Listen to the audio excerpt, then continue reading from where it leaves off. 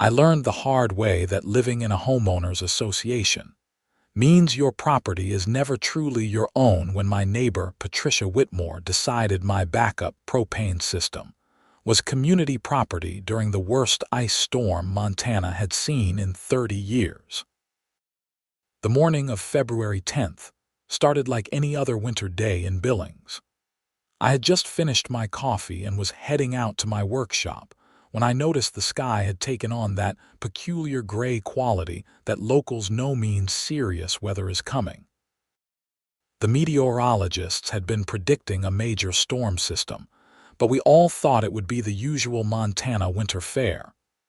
We were wrong. By noon, the temperature had dropped 20 degrees and freezing rain began coating everything in sight. I am Lucas Anderson, and I have lived in the Ridgeview Estates development for 5 years.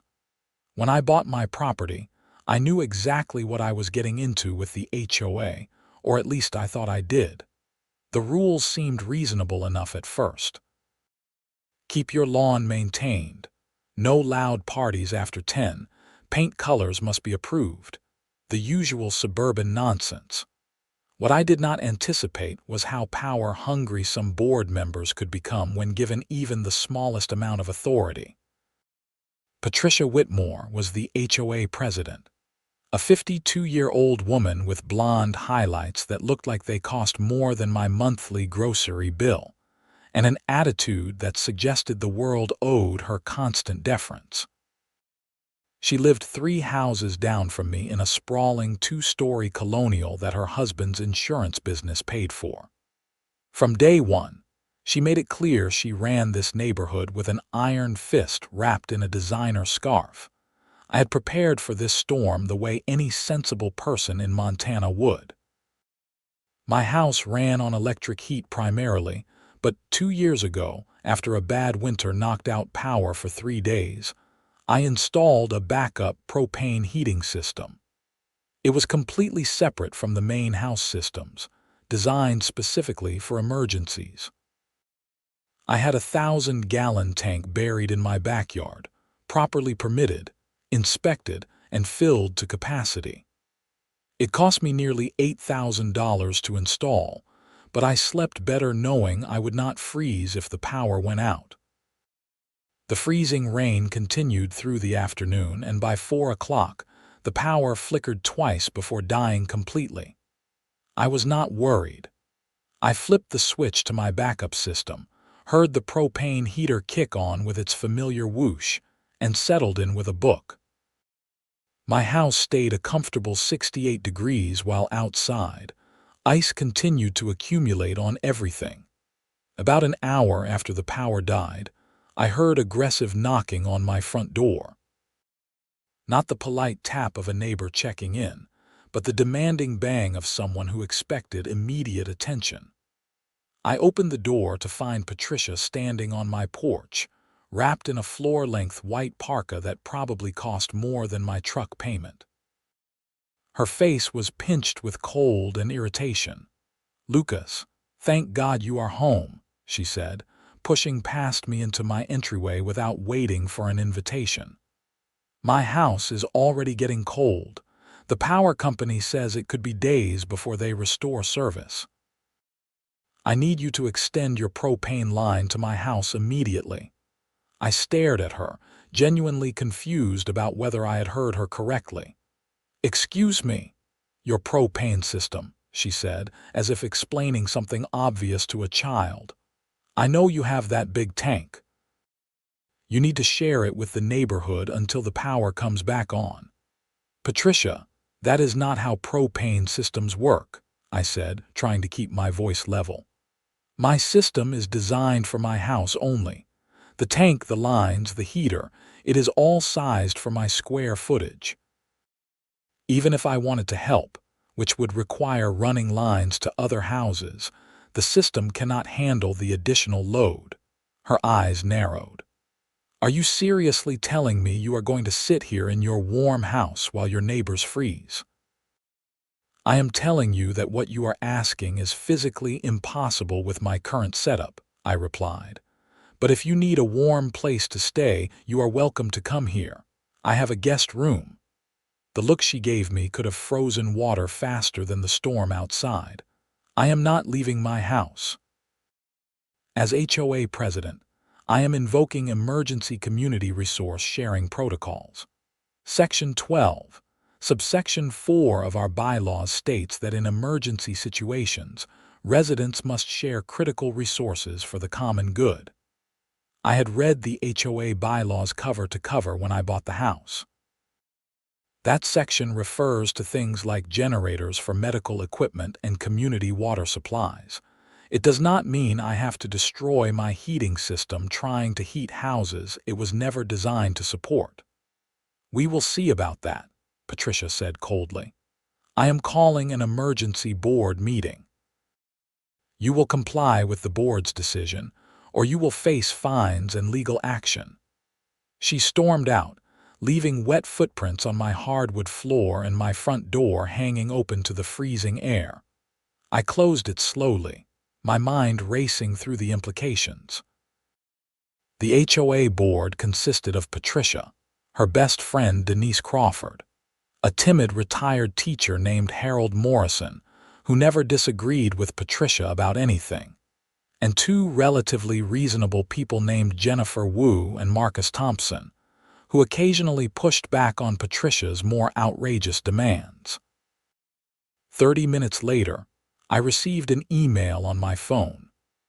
The battery-powered cell towers were still functioning, and Patricia had sent a message to all residents announcing an emergency board meeting via conference call at 7 o'clock.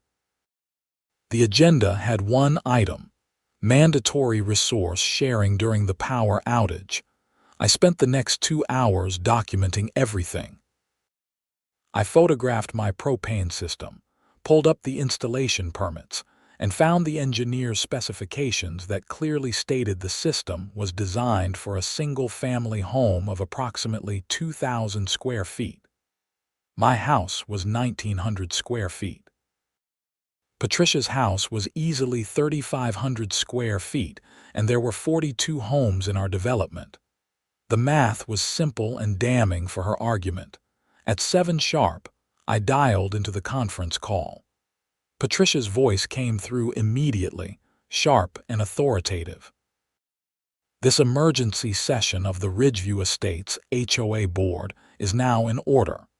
We are here to address the crisis created by Lucas Anderson's refusal to share his propane heating system with the community during this unprecedented power outage.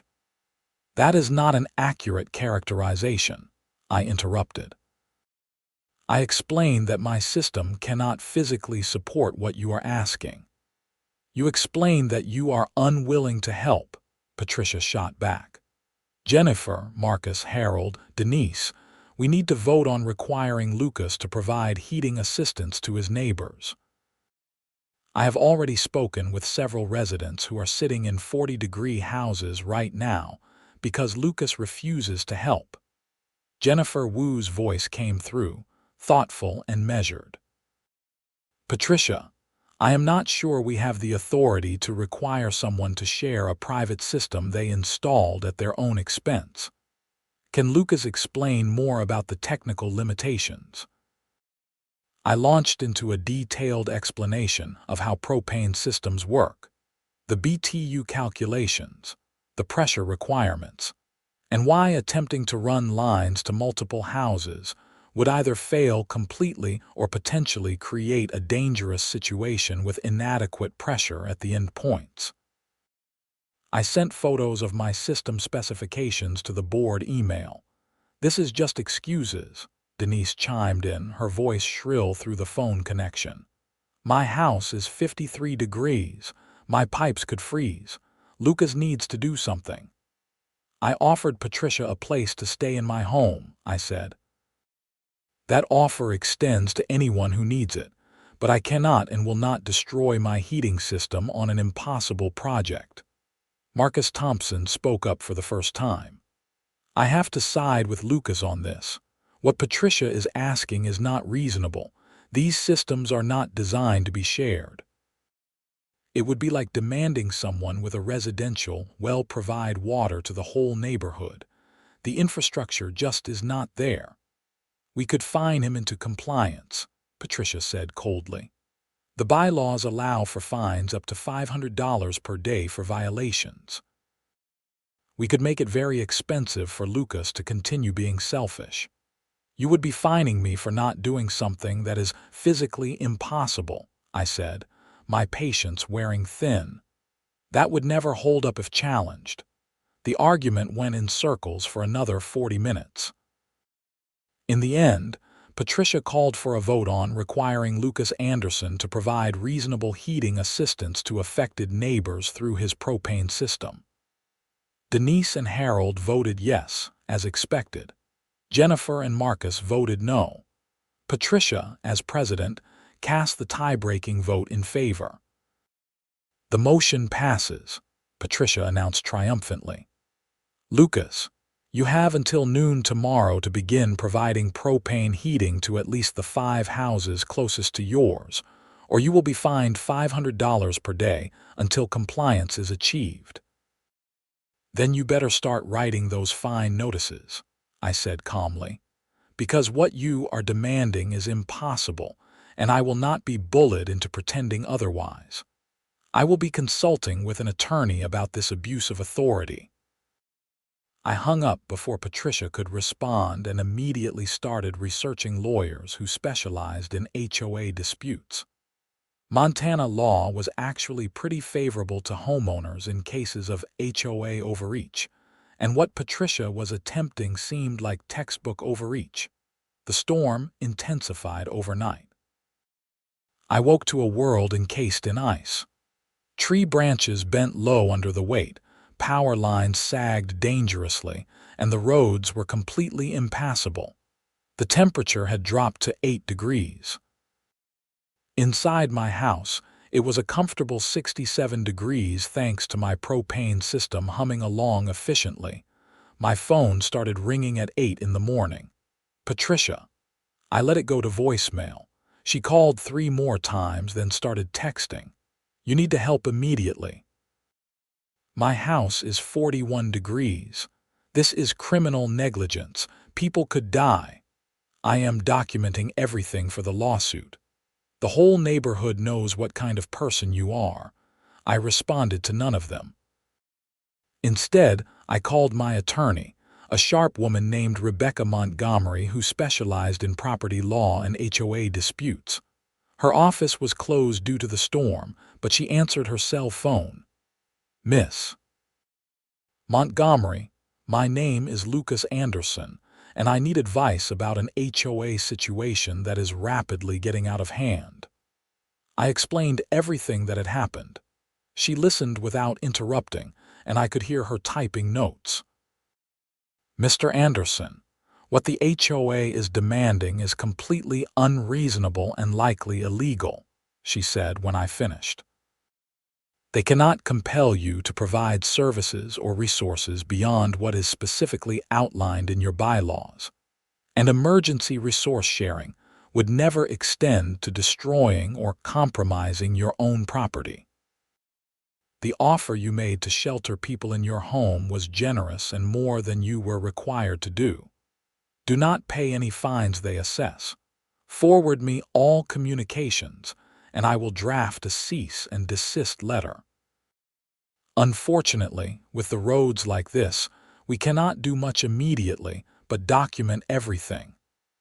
I felt vindicated but not particularly happy about the situation. I genuinely did not want my neighbors to suffer. But I also was not going to be bullied into a dangerous and impossible task by someone on a power trip.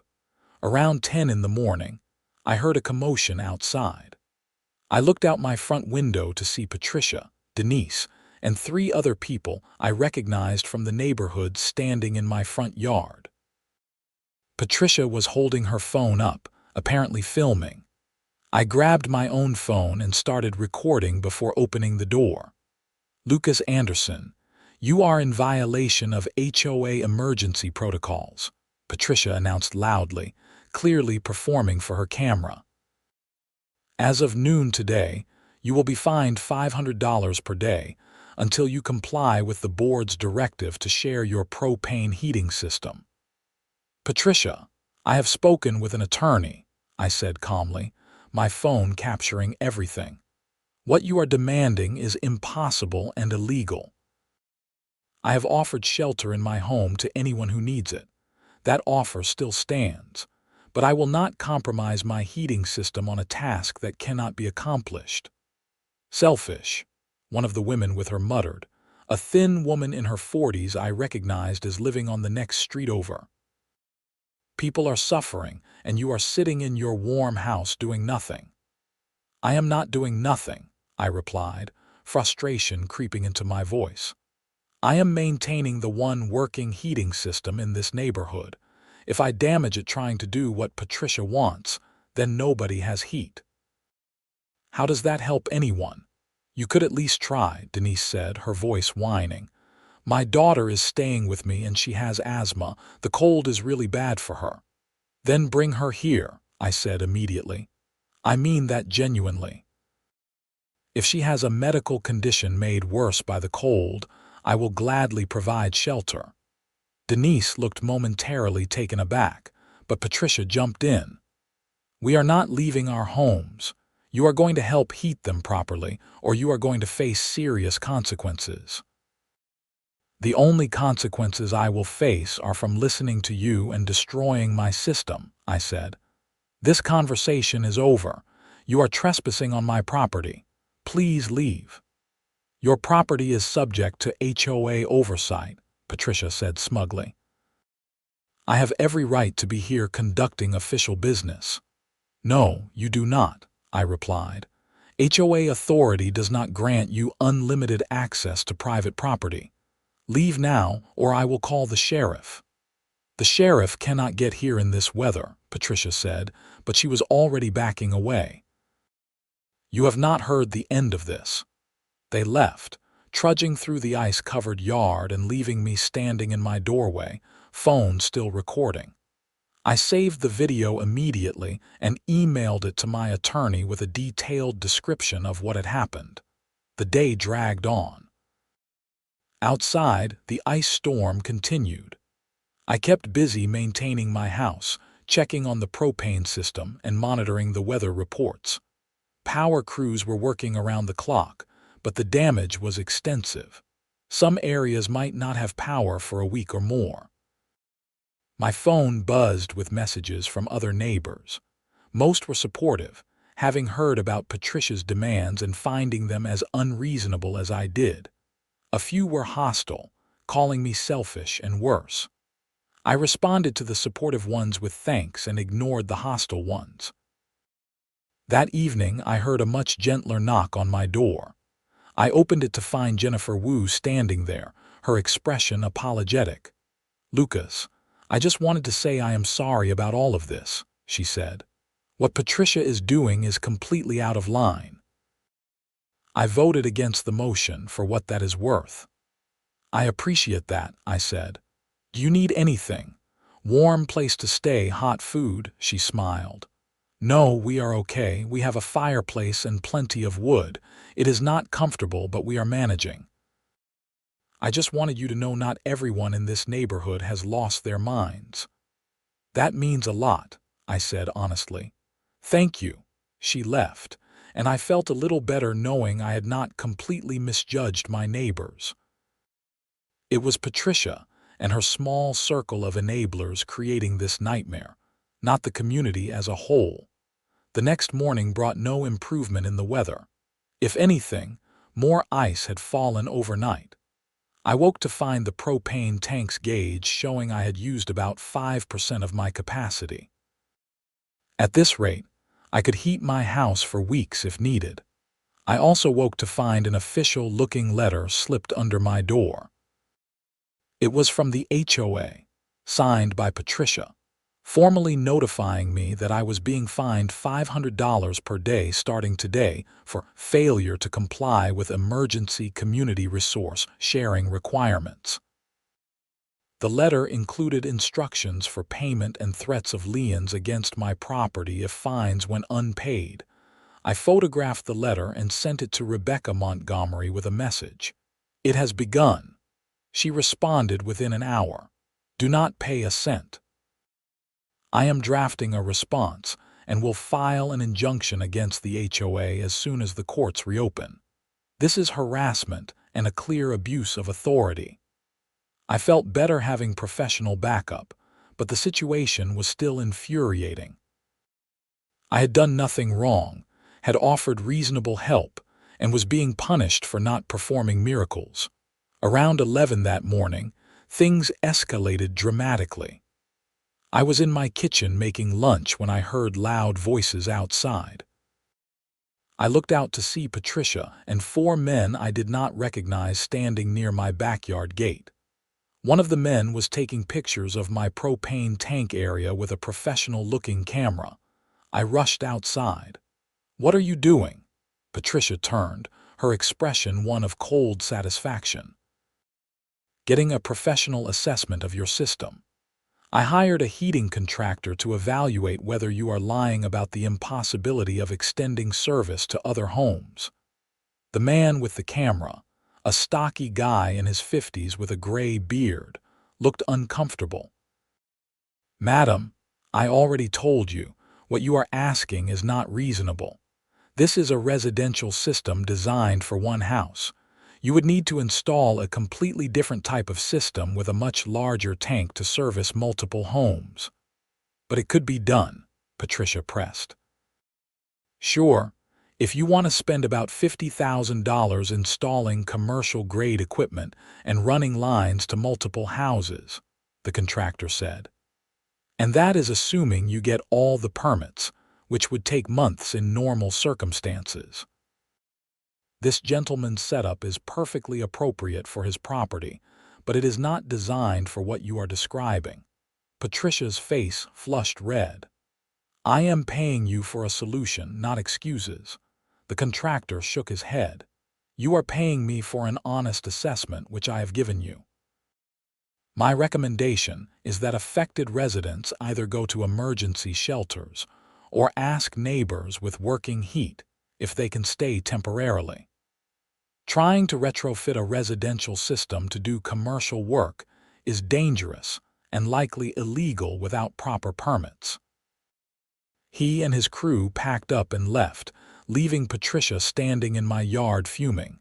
I crossed my arms and waited for her to say something. "This is not over," she finally hissed. "I will find a way to make you help." "Patricia, your own hired expert just told you it is impossible," I said, exasperated. "Why can you not accept that I am not the bad guy here? I did not cause this storm. I did not make the power go out. I prepared my own home for emergencies, which is exactly what everyone should do. You cannot punish me for your lack of preparation. You are part of a community," she spat. "That means you have obligations to your neighbors. Obligations I am willing to meet by sheltering people," I countered. "Not obligations to perform engineering miracles. There is a difference." She stormed off without another word. I went back inside, my heart pounding with anger and frustration. This entire situation was insane. That afternoon, things got worse. Much worse. I was reading by the window, enjoying the natural light since I was trying to conserve electricity for essential items, when I saw Patricia's Mercedes SUV slowly navigating the icy street toward my house. It parked crookedly out front, and Patricia got out along with Denise and Harold Morrison. They marched up to my door and started pounding on it. I debated not answering, but I was curious about what fresh madness they had cooked up. "Lucas Anderson, open this door immediately," Patricia shouted. "I have an emergency board directive." I opened the door but did not invite them in. "What now?" Patricia held up an official-looking document. "The board has voted to authorize temporary access to your property to assess critical infrastructure during this emergency. Step aside." "No," I said flatly. "You are not coming into my house, and you are certainly not accessing my propane system." "We have the authority," Harold said nervously, clearly uncomfortable but going along with Patricia anyway. The bylaws allow for property inspections under emergency circumstances. Scheduled inspections with proper notice, I said. Not invasions, and inspections of exterior property conditions, not private utility systems. You are twisting the rules beyond recognition. If you do not comply, we will call the authorities, Patricia threatened. Please do, I said. I would love to have law enforcement here to witness you attempting to illegally enter my home and tamper with my private property. Patricia's eyes narrowed. Fine. If you are going to be difficult, we will be back with a sheriff's deputy. They left, and I immediately called Rebecca Montgomery again. They are threatening to bring law enforcement to force access to your propane system, she asked incredulously after I explained. That is what they said. They are bluffing, she said confidently. No law enforcement officer is going to help an HOA force entry to private property over a civil dispute, especially when you have not committed any crime. If they do somehow show up with a deputy, be polite, explain the situation calmly, and call me immediately. 2 hours later, Patricia made good on her threat. A sheriff's department SUV pulled up, its four-wheel drive handling the icy roads better than most vehicles. A deputy got out, a tall man in his 30s who looked cold and tired. Patricia, Denise, and Harold climbed out of Patricia's Mercedes, which had followed the deputy. I met them at my door, phone in hand ready to record if needed. Sir, I am Deputy Williams, the officer said politely. I received a report of a dispute about heating resources during the outage. Can you tell me what is going on? Before I could answer, Patricia jumped in. Officer, this man has a propane heating system that could help dozens of freezing families, and he is refusing to share it. As HOA president, I am trying to enforce our community emergency protocols, but he is obstructing our efforts. Deputy Williams held up a hand.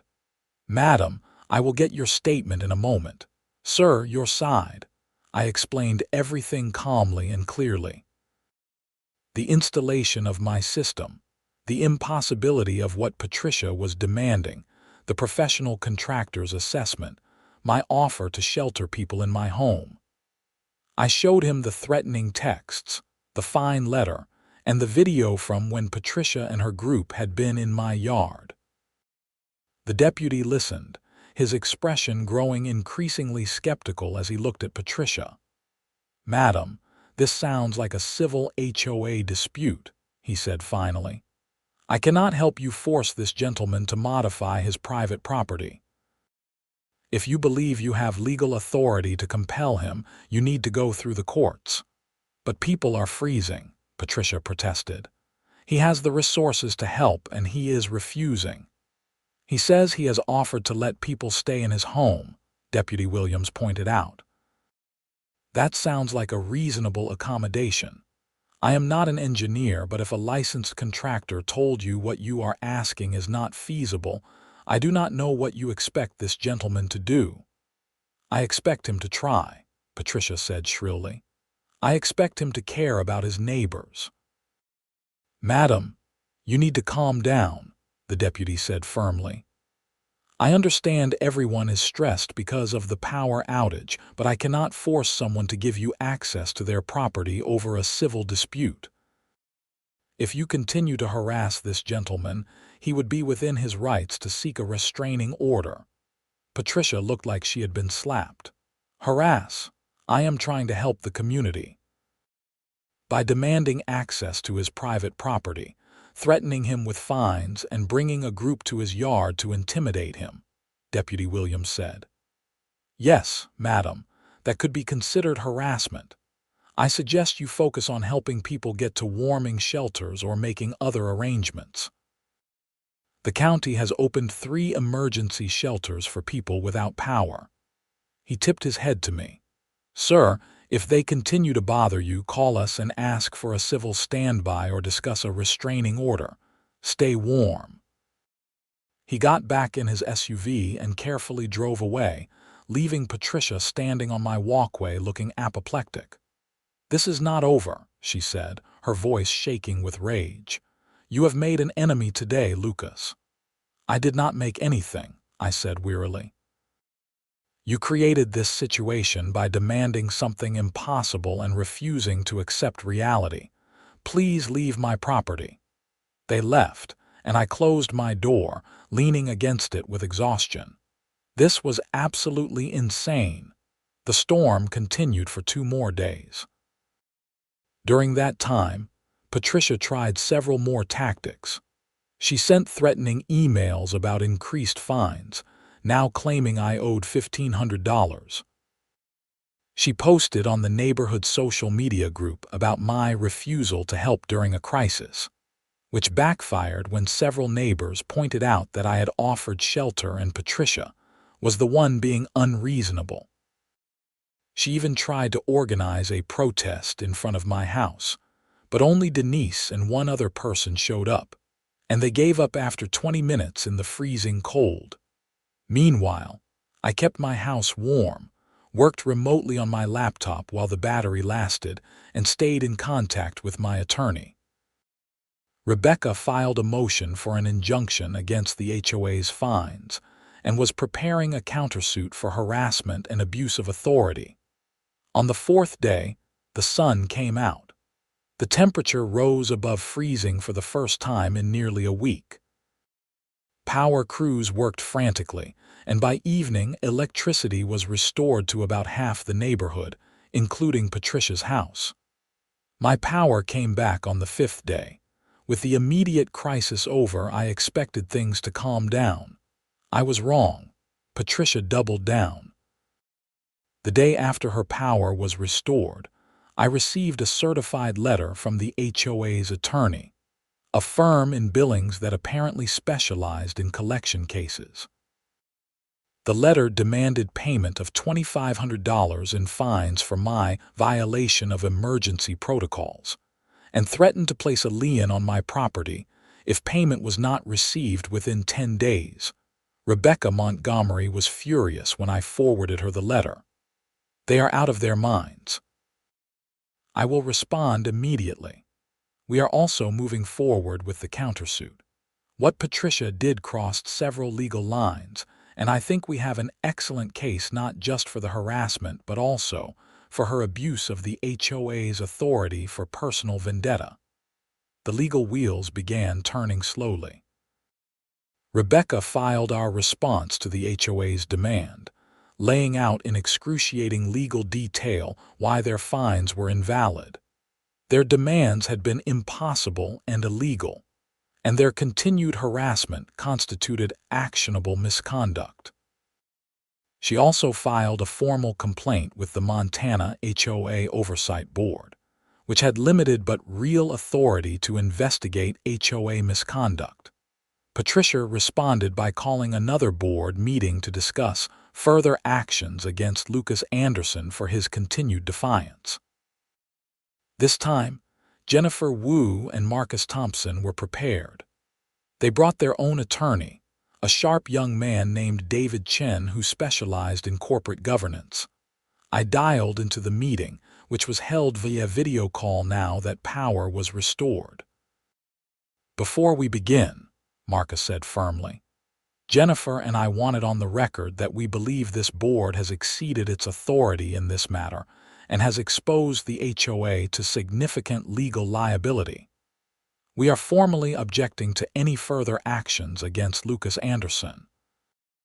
"Your objection is noted," Patricia said coldly, "but this board has a responsibility to enforce community standards and ensure residents contribute to the common good. The board has a responsibility to act within its legal authority," David Chen interjected. "Miss Whitmore, I have reviewed all communications and actions taken in this matter. In my professional opinion, the HOA has no legal basis for the fines assessed against Mr. Anderson. Furthermore, your repeated demands for access to his private property and your public statements about him could constitute defamation and harassment. "I have done nothing wrong," Patricia snapped. "I was trying to help people during a crisis." "You were trying to compel someone to perform an impossible task," Jennifer said, her voice sharp. "Lucas offered reasonable help by sheltering people. You refused to accept that and instead turned this into a personal vendetta." The meeting devolved into shouting. Denise and Harold backed Patricia, insisting I should have done more.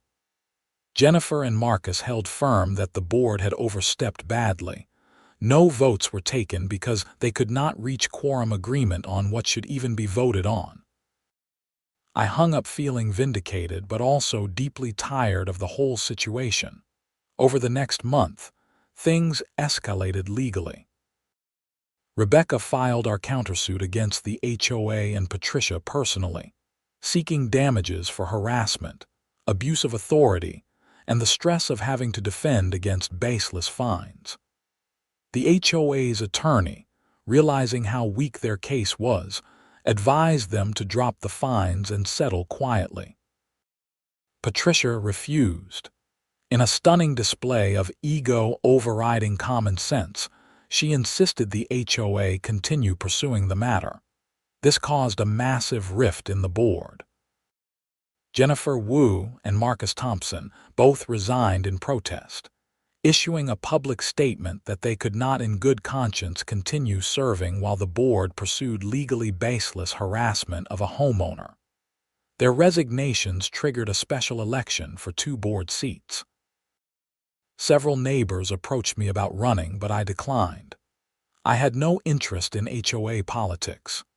Instead, 2 reasonable people were elected, a retired engineer named Frank Anderson, no relation, and a teacher named Michelle Torres. Both ran on platforms of limiting HOA overreach and restoring sanity to the board. The new board composition gave Patricia a serious problem. With Jennifer and Marcus gone but replaced by Frank and Michelle, the board was now 3-2 against her on most issues. The new majority's first action was to vote to drop all fines against me and to formally apologize for the board's conduct during the ice storm. Patricia was livid. She tried to claim the vote was invalid, that the new board members did not have full authority yet, but the HOA's attorney shut that down immediately. He was clearly tired of dealing with her unreasonable positions. "Miss Whitmore, my firm is resigning from representing the HOA effective immediately," he said during one contentious conference call I was included in. "We cannot continue to advocate for positions that have no legal merit and expose our firm to potential sanctions for filing frivolous claims." I strongly advise the board to settle Mr. Anderson's countersuit immediately and to consider whether new leadership might be beneficial. Patricia's attorney quitting was the beginning of the end for her. Without legal backing, the HOA could not continue fighting my countersuit. The new board majority voted to settle, offering me $20,000 in damages and a formal written apology. They also agreed to revise the HOA bylaws to include specific protections against the kind of overreach Patricia had attempted. I accepted the settlement. The money covered my legal fees and compensated me for the stress and harassment. More importantly, the bylaw changes would protect future residents from similar abuse. But Patricia was not done yet. In a move that shocked everyone, she filed a personal lawsuit against me, claiming that my refusal to help during the storm had caused her emotional distress and property damage from frozen pipes. The lawsuit was absurd on its face. Her pipes had not actually frozen. She had only been without power for 3 days like everyone else, and she had refused my offer of shelter. But it was also vindictive and meant to drag me through more legal proceedings. Rebecca was apoplectic when she saw the filing. "This is abuse of process," she said. "We are going to move for sanctions against her and her attorney. This is clearly a retaliatory lawsuit with no legal merit." The case went before Judge Marion Fisher in Yellowstone County District Court. I had to take a day off work to attend the hearing on my motion to dismiss Patricia's lawsuit. Judge Fisher was a no-nonsense woman in her 60s with gray hair and sharp eyes. She read through the filings with a deepening frown before looking up at Patricia and her new attorney, a young woman who looked deeply uncomfortable. "Counselor, explain to me the legal basis for your client's claim," Judge Fisher said. Patricia's attorney fumbled through an argument about duty to rescue and community responsibility. It was weak, and everyone in the courtroom knew it. "Your Honor, if I may," Rebecca said when the other attorney finished, "this lawsuit is retaliatory and frivolous. My client offered reasonable assistance during the emergency by providing shelter. The plaintiff refused that assistance and instead demanded my client perform a task that was physically impossible and potentially dangerous. When my client refused, the plaintiff used her position as HOA president to harass him, fine him without legal basis, and attempt to force access to his property. When that failed, she filed this lawsuit in a clear attempt to punish him for successfully defending his rights. We are asking for dismissal with prejudice and sanctions against the plaintiff and her attorney for abuse of process." Judge Fisher nodded slowly.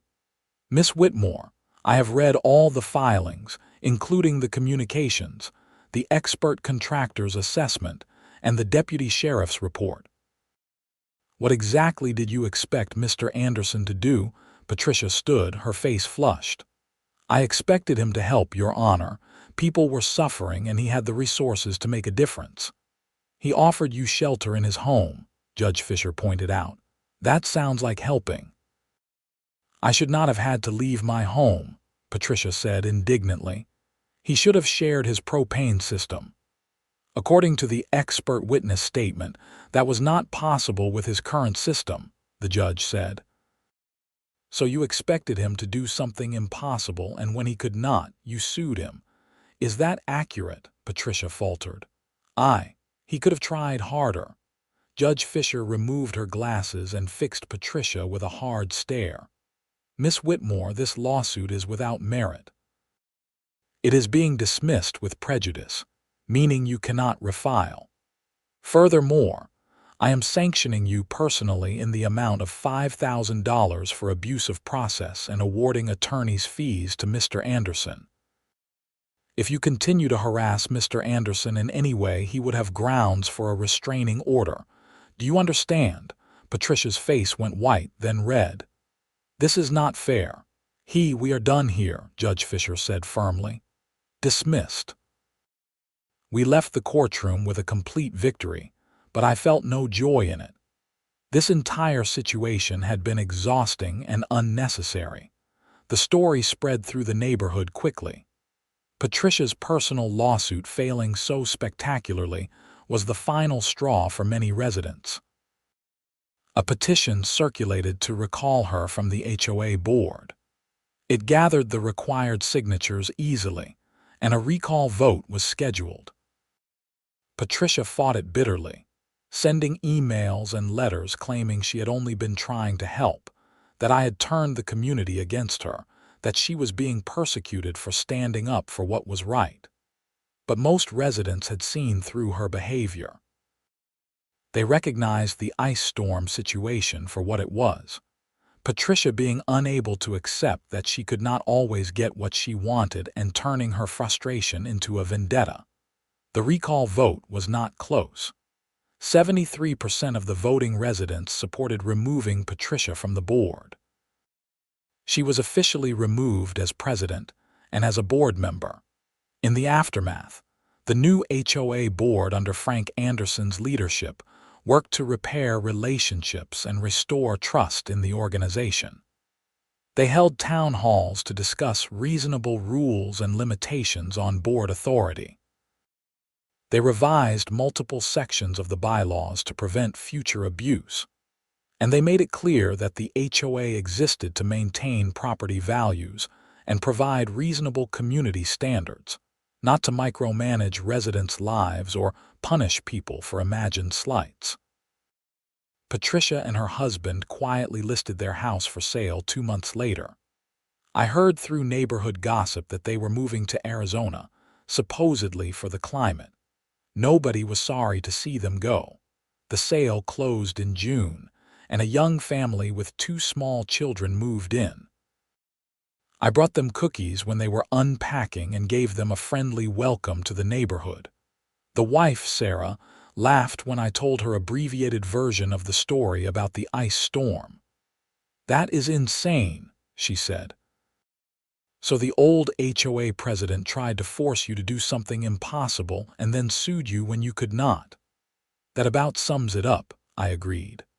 "Well, we are not like that," Sarah assured me. "If our power goes out, we will just ask nicely if we can sit by your fireplace, and we will bring wine." "Deal," I said, shaking her hand. The following winter was mild.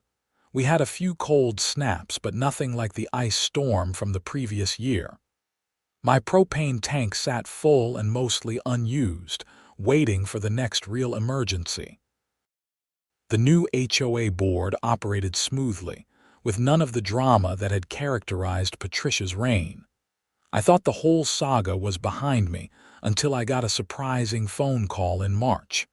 "Mr. Anderson, this is Detective Sarah Ellis with the Billings Police Department. I am investigating a complaint filed by Patricia Whitmore. She claims you have been harassing her and vandalizing her property in Arizona. Can you come down to the station to discuss this?" I sat down heavily, my stomach sinking. "Detective, I have not had any contact with Patricia Whitmore since she moved away. I have not called her, emailed her, or gone anywhere near her." "That is what I suspected," Detective Ellis said, her voice sympathetic. "Can you document your whereabouts over the past 2 weeks, Miss?" "Whitmore claims you have been sending threatening letters, and that someone slashed her tires and spray painted her garage door. She says it has to be you because of the dispute last year." I gathered everything I could think of. Credit card statements showing I had been in Montana, work logs showing I had been at my job, even security camera footage from my home system proving I had been here. I took it all to the police station and met with Detective Ellis, a professional woman in her 40s with kind eyes. She reviewed everything quickly. "Mr. Anderson, I am not surprised. Miss Whitmore's allegations did not make much sense. I contacted the Arizona Police Department, where she filed the initial report, and they have security footage from her neighborhood showing that the vandalism was done by local teenagers, not anyone matching your description. It appears she decided to blame you anyway. So what happens now?" I asked. "I will file a report indicating there is no evidence connecting you to any harassment or vandalism, and that you have solid alibis for the dates in question," Detective Ellis said. "I am also going to note that this appears to be a false accusation stemming from a prior civil dispute. If Miss Whitmore continues to make false accusations against you, she could potentially face charges for filing false police reports." I left the police station feeling vindicated but also deeply unsettled. Even months later and hundreds of miles away, Patricia was still trying to cause me problems. Rebecca Montgomery, still my attorney, sent a cease and desist letter to Patricia in Arizona, explicitly warning her that any further false accusations or attempts to harass me would result in legal action. We never heard from Patricia again after that. Life slowly returned to normal. The HOA functioned quietly and reasonably under new leadership.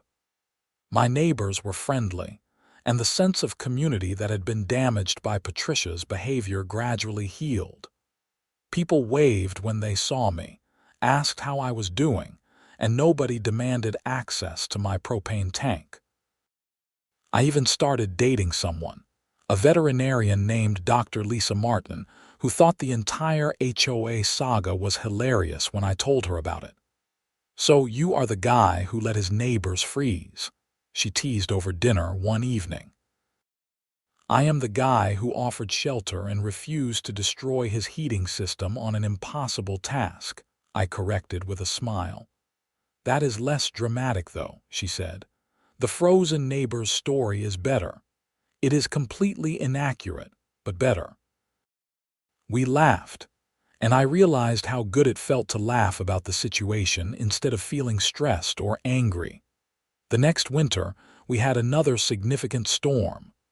This time, I was prepared not just with my propane system but with a plan. I sent an email to the whole neighborhood a week before the storm hit, offering shelter to anyone who might need it if power went out. I included my phone number and said I had plenty of space and food. When the power did go out during that storm, 3 families took me up on the offer. We spent 2 days together playing board games, cooking meals on my gas stove, and getting to know each other better. The kids loved having an indoor camping adventure. The adults were grateful for the warmth and company. When the power came back on, they thanked me profusely and headed home. One of the families brought me a gift basket a few days later with a card that said, "To the best neighbor and the warmest house in Billings." I kept that card on my refrigerator as a reminder that community does not mean sacrificing yourself on the altar of someone else's unreasonable demands. It means helping when you can in ways that are actually helpful and respecting boundaries and limitations. The final chapter of the Patricia saga came nearly a year after the original ice storm. I received a certified letter from an attorney in Phoenix, Arizona. Inside was a formal written apology from Patricia Whitmore. The letter was clearly written by the attorney, full of legal language and carefully worded to avoid admitting any actual wrongdoing. But the essence was an apology for the misunderstanding and conflict during the ice storm and the subsequent legal actions. It stated that Patricia recognized she had perhaps been overzealous in her interpretation of HOA authority and wished me well.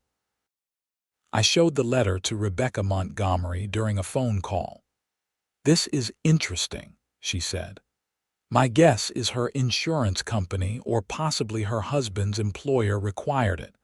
Some professional liability policies require resolution of conflicts that could reflect poorly on the insured. Or she might be trying to clear her record before applying for positions on boards or organizations in Arizona." "Should I respond?" I asked. "Only if you want to," Rebecca said.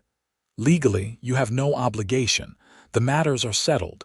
If it were me, I would file it away and move on with my life." That is what I did. I put the letter in a folder with all the other documents from that period and put the folder in a filing cabinet. The saga of Patricia Whitmore and the ice storm propane dispute was officially over. Looking back now, more than 2 years later, I can see the whole situation more clearly. Patricia was a person who derived her sense of worth from control and authority.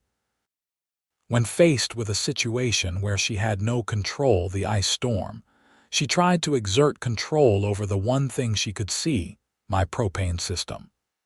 When that did not work, when reality refused to bend to her will, she could not accept it. She had to make it someone else's fault, specifically my fault. I also learned important lessons about HOAs and community living. Rules and structure are fine, even necessary to some degree, but they have to be applied reasonably and with respect for individual rights and limitations. An HOA board is not a government. Its members are not lawmakers or judges. They are neighbors entrusted with specific, limited authority to maintain community standards. When that authority is abused, when it is used as a weapon rather than a tool, it poisons the community it was meant to serve. Patricia's actions did not just harm me. They harmed everyone in Ridgeview Estates by creating division, mistrust, and conflict where none had existed before. The community healed because enough people recognized the abuse for what it was and took action to correct it. The recall, the new board members, the revised bylaws, these were not just about me. They were about establishing that residents had rights that could not be trampled, even in an emergency, even by someone with a title and authority. My propane tank still sits in my backyard, full and ready. I check it regularly, maintain the system properly, and sleep well knowing that if another ice storm comes, I am prepared. And if neighbors need help, I am ready to provide it, on reasonable terms that actually help rather than creating new problems. The house 3 doors down from me, Patricia's old house, is now home to the family I first welcomed with cookies. Their kids play in the yard, they maintain their property well, and they wave every time they see me. Last Christmas, they invited me and Lisa over for dinner. We had a wonderful evening with good food, good conversation, and no discussion of propane systems or HOA disputes. That is what community is supposed to be. People living near each other, helping when they can, respecting boundaries and treating each other with basic human decency. It is not complicated, but apparently for some people like Patricia, it is impossible. I won the dispute not because I was selfish or heartless, but because I understood my limitations and offered help within those limitations. I stood firm when someone tried to bully me into doing something impossible and potentially dangerous. And I defended my rights through proper legal channels rather than surrendering to unreasonable demands. The whole experience made me stronger and more confident. It taught me that standing up to bullies, even ones with titles and perceived authority, is not just right but necessary. If I had given in to Patricia's demands, if I had attempted the impossible task she wanted, one of 2 things would have happened. Either I would have failed and damaged my heating system, leaving everyone worse off, or I would have succeeded through some miracle and taught Patricia that bullying and unreasonable demands work. Neither outcome would have been good. Instead, by holding my ground, documenting everything, getting proper legal help, and letting the system work, I achieved a just outcome. Patricia faced consequences for her abuse of authority. The HOA was reformed to prevent future abuse, and I maintained both my property and my dignity. I still live in Ridgeview Estates. I still pay my HOA dues. I still follow the reasonable rules about lawn maintenance and noise levels and paint colors. But I do so knowing that the rules are just that, rules, not weapons to be wielded by petty tyrants against anyone who displeases them. And when winter comes each year, when the temperature drops and the wind howls and the snow piles up, I sit in my warm house with my propane heater humming quietly in the background, and I am grateful. Grateful for my preparation, grateful for the reasonable neighbors who replaced the unreasonable ones, and grateful that I stood firm when it mattered most. The storm passed, literally and figuratively. I did not freeze, and neither did anyone else, despite Patricia's melodramatic predictions. We all survived, and some of us learned important lessons about community, authority, and the difference between helping and enabling. That 1,000-gallon propane tank in my backyard is more than just an emergency heating system now. It is a reminder that preparation is not selfish, that boundaries are not cruelty, and that sometimes the most helpful thing you can do is refuse to do something harmful, no matter how much pressure someone applies. I watched Patricia and her enablers struggle with the consequences of their own poor planning, and then try to make their emergency my responsibility through force and intimidation. I watched them fail. and I learned that you do not owe anyone the destruction of your own property or well-being just because they demand it loudly enough. Would I do anything differently if I could go back? No. I offered reasonable help. I stood firm on reasonable boundaries. I documented everything and sought proper legal counsel. I let the system work rather than engaging in the same bullying tactics Patricia used, and in the end, justice prevailed. Not immediately, not easily, but thoroughly. Patricia lost her position, her lawsuit, her reputation in the community, and eventually her home in the neighborhood. I kept my property, my dignity, and my functioning heating system. The story of the HOA president who demanded I share my propane tank during the storm became a cautionary tale in our community about the limits of HOA authority and the importance of reasonable leadership. New board members are elected with that story in mind, ensuring they understand their role is to serve the community, not rule it. And me, I am just a guy with a propane tank, a warm house, and the satisfaction of knowing I did the right thing even when it was hard. That is enough.